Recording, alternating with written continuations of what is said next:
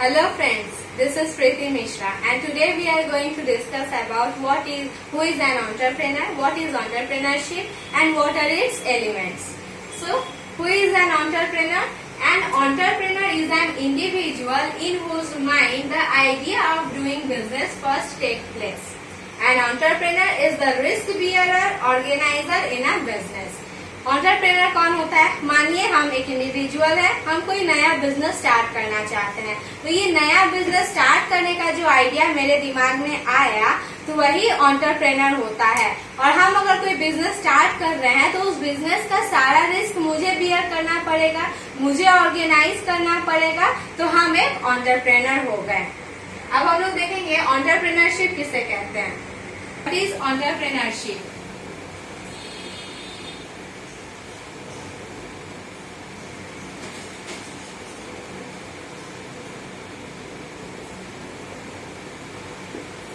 Entrepreneurship refers to the functions.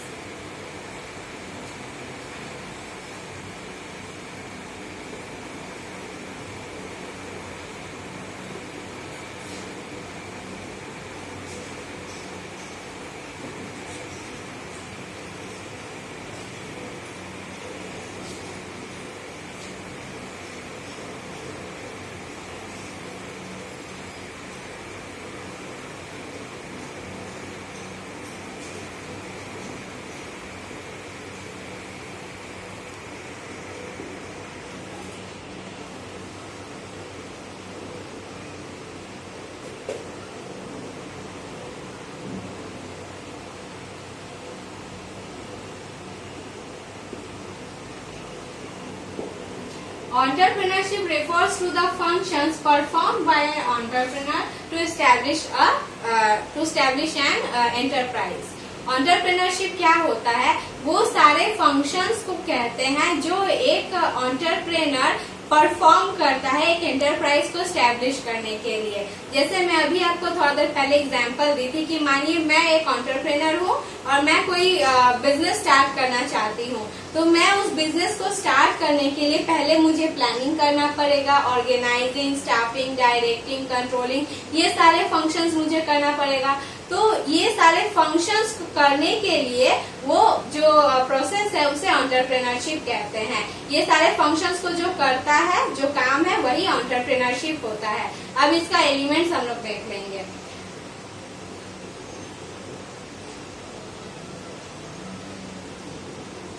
Elements of entrepreneurship.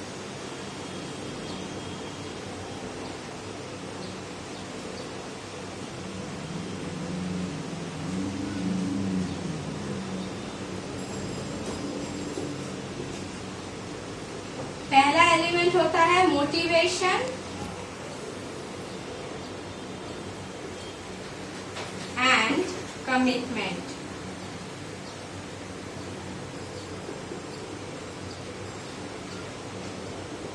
जो entrepreneur होता है वो सबसे पहले तो खुद मोटिवेटेड होगा किसी काम को करने के लिए और कमिटेड भी होगा। हम अगर कुछ प्लान किए हैं उस प्लान को पूरा करेंगे। कैसे समझ में आएगा कि हम कोई प्लान किया वो पूरा हो चुका है? जब एक एंटरप्राइज एस्टैब्लिश हो जाएगा तब। तो एक एंटरप्रेन्योर को मोटिवेटेड होना पड़ता है, कमिटेड होना पड़ता है। सो मोटिवेशन एंड कमिटमेंट एंटरप्रेन्योरशिप का एक एलिमेंट है।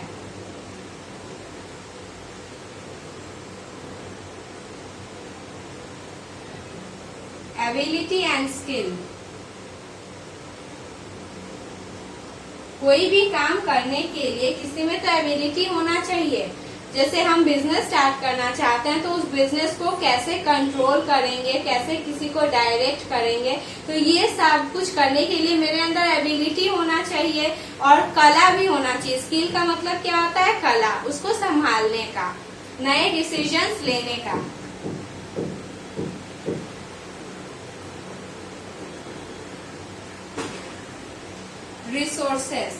रिसोर्सेस का मतलब मैन, मटेरियल, मशीनरी, इक्विपमेंट्स, ये सब होते हैं।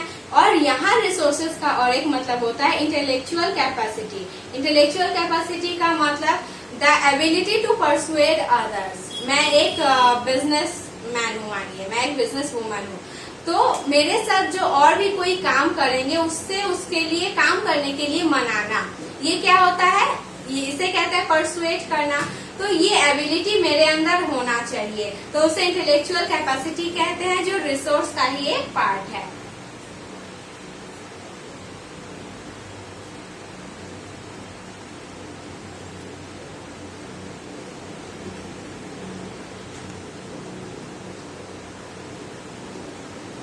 Strategy and vision.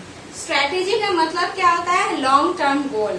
हम जब बिजनेस करेंगे तो जरूरी नहीं है मार्केट में हम ही नया बिजनेस कर रहे हैं, वो बिजनेस करने वाले और भी तो कंपटीटर्स होते हैं ना, तो उनको कैसे हैंडल करना है, उनके होते हुए भी हम अपने प्रोडक्ट्स का मार्केटिंग कैसे करेंगे, ये सारा प्लान करना पड़ेगा। तो वो स्ट्रैटेजी एंड विजन होता है।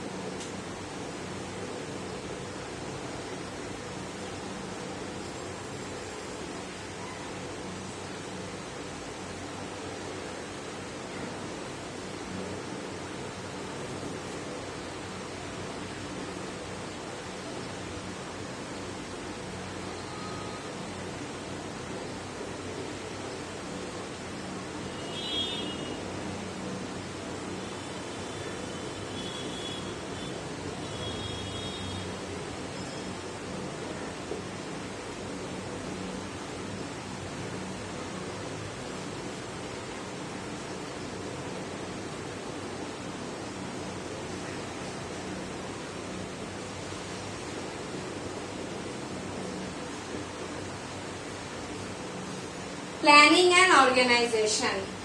तो जब हम किसी को परसुएट करने के बाद उसके बाद वाला एलिमेंट होता है प्लानिंग एंड ऑर्गेनाइजेशन।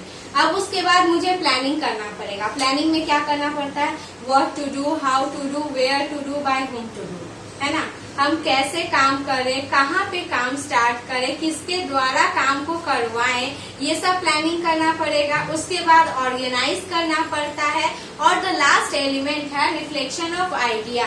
हम जो इतना कुछ सोचे, अपना बिजनेस स्टार्ट किए हैं, उससे कंज्यूमर्स मतलब उसका कंज्यूमर पर क्या इफेक्ट है, कंज्यूमर उस प्रोडक्ट को एक्सेप्ट कर रहे हैं या नहीं कर रहे हैं, ये रिफ्लेक्शन ऑफ आइडिया से समझ में आता है। तो ये सारे एलिमेंट्स होता है एंटरप्रेन्योरशिप का।